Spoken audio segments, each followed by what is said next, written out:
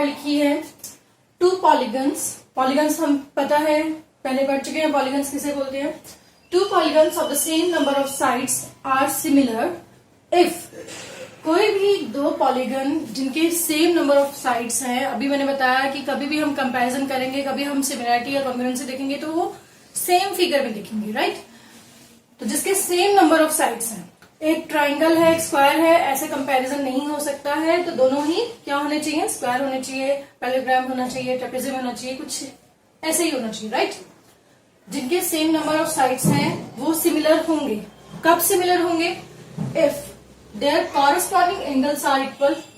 Corresponding angles किसे बोलते हैं कि मैं ट्राइंगल का भी एग्जांपल ले रही हूं। ये ट्राइंगल है और एक और, राइट। तो अगर मैंने ये एंगल लिया है तो इसमें भी यही एंगल होगा जो कि साइड 2 सेंटीमीटर 2 सेंटीमीटर, ये 3 ये 4, not to scale, right.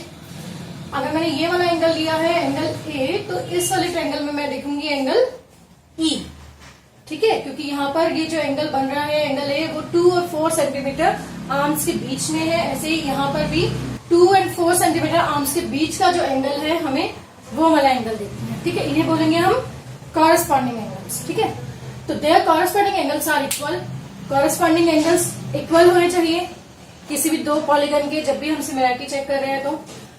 And their corresponding sides are in the same ratio. Same ratio मतलब प्रोपोर्शनल, ठीक है। अगर मैंने यहाँ पर 2 है तो ये भी 2 है, ठीक है। 1:1 रेशियो हो गया, समझ रहे हो ना कि इक्वल है दोनों। यहाँ पर हो सकता है कि मेरा जो दूसरा वाला ट्रायंगल है वो 2 सेंटीमीटर साइड ना होकर होती है यहाँ पर 4,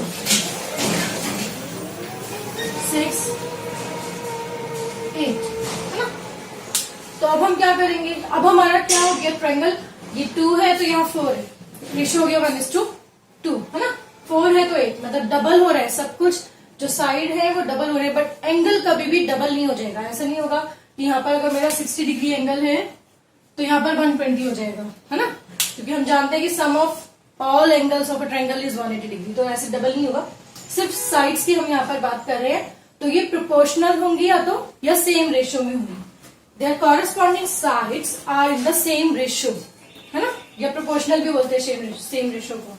तो ये बात आप बहुत अच्छे से समझ लीजिए कि एंगल क्या होने चाहिए, इक्वल होने चाहिए, और साइड सेम रेशियो में होगी, तभी हम कहेंगे कि दो पॉलीगन क्या है, सिमिलर है। अभी तक हमने देखा कॉन्ग्रुएंसी और सिमिलरिटी में डिफरेंस। अब हम बात कर रहे हैं सिमिलरिटी के लिए कंडीशंस हमें क्या होनी चाहिए। एक तो same number of sides, right, ये तो स्टेटमेंट है, सेम नंबर ऑफ साइड्स। ये तो हम समझ चुके हैं कि ट्रायंगल को ट्रायंगल से कंपेयर करना है, स्क्वायर को स्क्वायर से कंपेयर करना है। Corresponding angles are equal and corresponding sides are in the same ratio और प्रोपोर्शन, राइट। तो इसका भी एक एग्जांपल लेके मैं आपको समझाती हूँ। नाउ मैंने यहाँ पर 2 फिगर्स बनाई है with same number of side. तो फर्स्ट जो बेसिक स्टेटमेंट है वो तो क्लियर है कि पॉलीगन है with same number of sides 1 2 3 4 1 2 3 4। अच्छा, ये फिगर टू द स्केल नहीं है, 3 सेंटीमीटर 2 सेंटीमीटर, ये जरूरी नहीं है एग्जैक्ट 3 सेंटीमीटर है, ठीक है। ये हम जानते हैं कि जब बोर्ड पे बनाते हैं तो सिर्फ एक डिपिक्शन होता है ना। अब हम देखते हैं कि नंबर ऑफ साइड्स क्या है, सेम है दोनों पॉलीगन में। फर्स्ट कंडीशन क्या है, कॉरेस्पॉन्डिंग एंगल्स आर इक्वल। तो यहां आप देखो कॉरेस्पॉन्डिंग एंगल 3 और 2 सेंटीमीटर आर्म के साथ जो एंगल बना हुआ है वो है 115 डिग्री, राइट। तो दोनों में ही क्या है, 115 डिग्री इक्वल है। 2 और 4 के बीच में जो एंगल बना हुआ है 135 डिग्री, दोनों में ही इक्वल है। 4 और 5 के बीच में 50 डिग्री, दोनों में ही इक्वल है। And similarly 60 degree. तो कॉरेस्पॉन्डिंग एंगल्स हमारे क्या है, यहाँ पर इक्वल है। अब हम साइड्स की बात कर रहे हैं, कॉरेस्पॉन्डिंग साइड्स ही हम देखेंगे, है ना।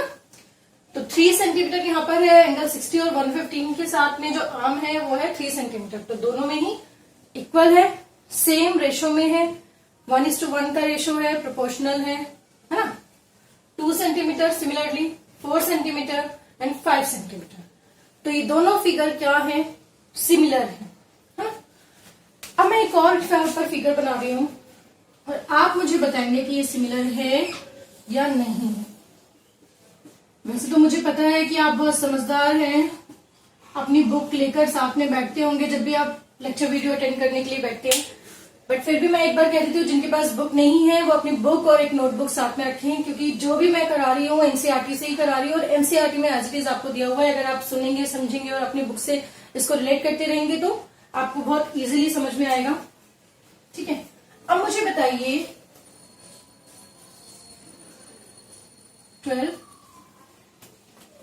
12 centimetre, 8 centimetre, 16 and 20 centimetre.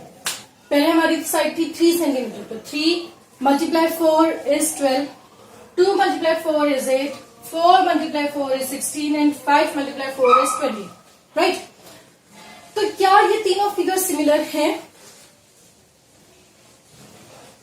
Condition हम जानते हैं, equal number of side, 4 sides है, 4 साइड्स है, 4 साइड्स है, सेम रेशियो में होना चाहिए। फर्स्ट कंडीशन, सॉरी रेशियो की बात करते हैं, एंगल सेम होना चाहिए, तो एंगल सेम है, बिल्कुल कॉरेस्पॉन्डिंग एंगल्स क्या है, सेम है।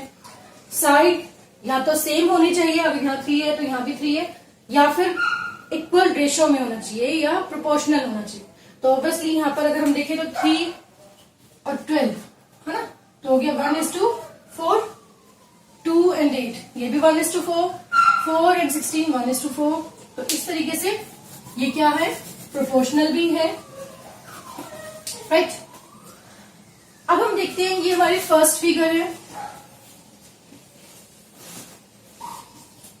पहले हमने देखा कि फर्स्ट जो है वो सिमिलर है, राइट?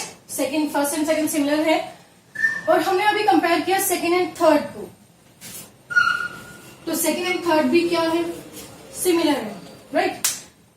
अगर हम ये बात देखें कि अगर कोई figure first and second similar है और सेकंड एंड थर्ड सिमिलर है, अगर कोई फिगर सेकंड फिगर के सिमिलर है जो कि फर्स्ट फिगर के सिमिलर है ना, ऐसी कोई फिगर है जो इसके सिमिलर है, तो वो फर्स्ट फिगर के साथ भी क्या होगी, सिमिलर। आपको ये अलग से शो करने की जरूरत नहीं है कि ये सेम है, क्योंकि ये दोनों तो पहले हम कर चुके कि ये दोनों सेम है, तो ये भी सिमिलर है, राइट? अगर हम ऐसी कितनी भी फिगर को कंपेयर करेंगे, ऐसे कितनी भी फिगर को आप कंपेयर कर सकते हैं, कितनी भी फिगर में आप सिमिलरिटी देख सकते हैं, और ये ऑटोमेटिकली प्रूव। अगर यहाँ पर फर्स्ट और सेकंड में रेशियो भी अलग होता, अगर मैं ऐसी ही एक और फिगर ले लूं जहां पर 12 की जगह हो जाएगा 24, 8 की जगह पर भी ऐसे हो जाएगा 16, ठीक है, तो भी वो सिमिलर होगी फर्स्ट के, राइट? तो हमें हर बार अलग प्रूव करने की इसको जरूरत नहीं है, अलग से इसको शो करने की जरूरत नहीं है, ऑटोमेटिकली हो जाता है, राइट? चलिए अब आगे बढ़ते हैं। चलिए अब 2 फिगर और देखते हैं। वी नो रेक्टेंगल है, यहाँ पर 90 डिग्री एंगल होता है, ये 2 सेंटीमीटर और ये मैंने ले लिया 3 सेंटीमीटर, राइट? और ये स्क्वायर है with 2 centimetre side, right? We know 90 degree angle होगा दोनों में ही, हर ये चारों एंगल क्या होंगे, 90 डिग्री होंगे, है